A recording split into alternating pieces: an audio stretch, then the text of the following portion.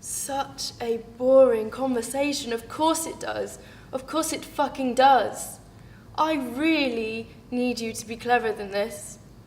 I really need you to at least match me intellectually, because otherwise I'm going to leave, and if I leave, I don't know if...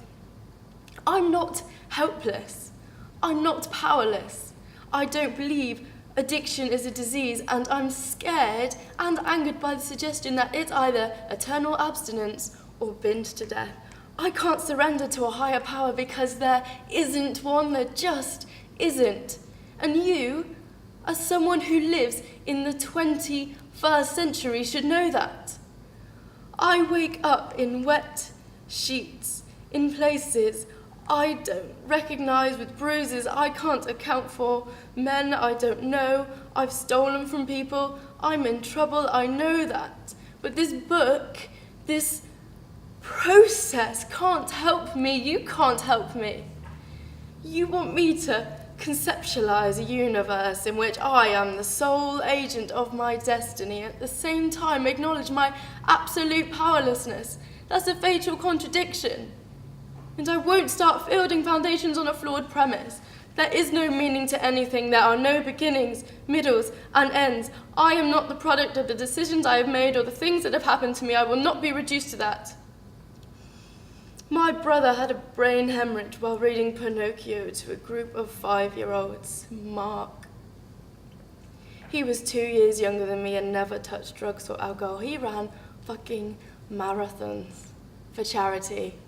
I should have died 1,000 times, but it was him who... If I tell you I was sexually abused or the child of alcoholics, if I tell you I returned from back-to-back tours of Iraq and started to self-medicate, wouldn't that all just be a massive simplification of the complexity of just being a human fucking person? I can't base my survival on slogans and abstractions and vagueness. I'm not someone who can do Pilates on a beach and mistake relaxation for spirituality. I spent a year in the Far East, but I didn't find enlightenment. I found slums and sex tourism. I chose this place because it's ugly and grey and in the middle of a car park, and I can look out onto traffic and homeless people and remind myself that the world is just purposeless chaos. I need something definitive. I need to be fixed. I don't do long term. And those things, I find reality pretty difficult.